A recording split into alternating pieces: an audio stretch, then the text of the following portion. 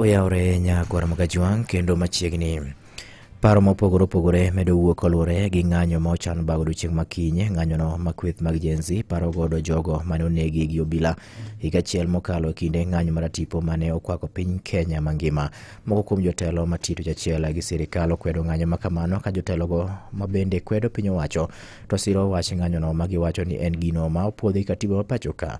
Ewi mano, jasiasa Odoyo Widi mabende nyadi mathoth siro lwedo piny owacho okwayo oganda luo mondo mi koro bed motang' ahinya kendo kik gidonji e ng'anyo machalo kamano.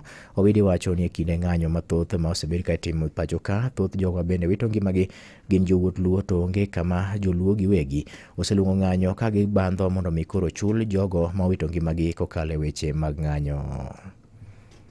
Piny Nairobi ka ng'anyo mipingo go sirikal, ng'anyo miwachonwago ni dwaro ni mondo sirikal ochul joma osetho e yor ng'anyo higni mokalo. To mae paro na kuom wachni, adwa ni mondo anyisu ni e Kenya ka chakre higa 69 nyaka chop higa 2023 ji osetho mang'eny ahinya e yor ng'anyo, to moloyo mosetho mang'eny moloyo gi te gin oganda luo. Higa 2007 oganda luo notho mang'eny, moko ni loro negi dhoudi gi oko tiwang'o gi e udi Naivasha. Pok awinjo ka jomoko wacho kendo dhi e ndara ni mondo chulgi. Higa 2013 kod 17 nonegi yawuot luo mang'eny gi nyiluo mang'eny e yor ng'anyo. Kendo unyalo paro ni ndalo moro ne ng'ato riembo mtoka e jo ng'anyo mane Nairobi ka. Pok awinjo ka jogi kido matek ni mondo chulgi, mondo dhi chulgi.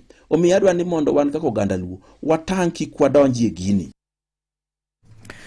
Bende ne ojiwo oganda luo mondo mi onon matut wach mar Gen Z masani ni pacho ka olero ni dwaro nitie mondo mi oganda luo kik sir lwedo kweth mag Gen Z, ni mar gino en riwruok mar oganda moro makoro keto liet ne sirikal, kendo thoro mar riwruogno en dwaro mondo mi koro gilok loch mar Kenya Kwanza.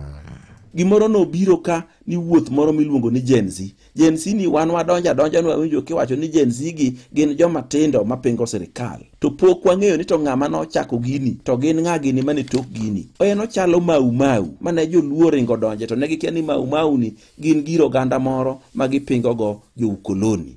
Wan bende thuolo masani kik wadonji e wach mar Gen Z ni ma wakia ni ng'ama nolose, to lose nodwa dhi kode kanye to dwa timo kode ang'o.